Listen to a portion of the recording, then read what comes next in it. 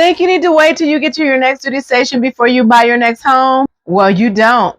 Military families buy homes every year from thousands of miles away, but with one mistake, it could cost you time, money, and a lot of stress. So in today's video, I'm going to show you exactly how to do that safely. Hey y'all, I'm Sondretta Green, Air Force retired, licensed in Tennessee and in Mississippi, and I help military families relocate here with confidence. Point number 5, protect yourself with contingencies. So the first contingency that we'll deal with, you found your home, and so now we're writing up the contract. The first contingency will be your home inspection. Let's say we go through the home inspection and something alarming comes up where you're just like, you know what, I don't like the way that looks. I want to walk away. Then you can walk away and get your earnest money.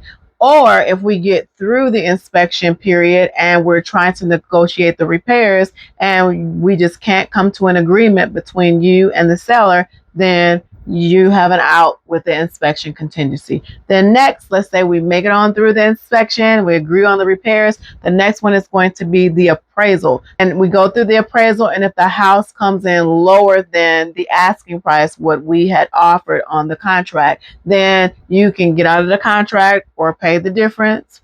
But a lot of times the seller may come down on price, or you could split the difference, but there's some wiggle room around that. But if you cannot come to an agreement, then you can get out of your contract. Or let's say there are some repairs that the appraiser says need to be done. The seller, a lot of times they do those repairs, but if they decide that they're not going to do any lender required repairs, and that's what the appraisal means, then you can get out of the contract and get your earnest money back. The final walkthrough. So let's say we agreed on the repairs and everything's going good. Now we get to the final walkthrough, which I usually do that the day before closing, no more than 2 days before closing. And let's say the repairs are not done.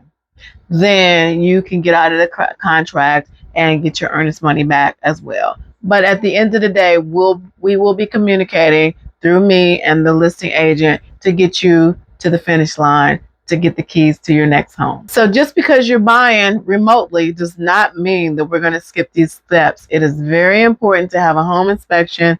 The lender is going to require that you have an appraisal unless you're paying cash. And then we're definitely going to do the final walkthrough, and we'll do the final walkthrough together via Zoom so that you are just like, feels like you're right here with me.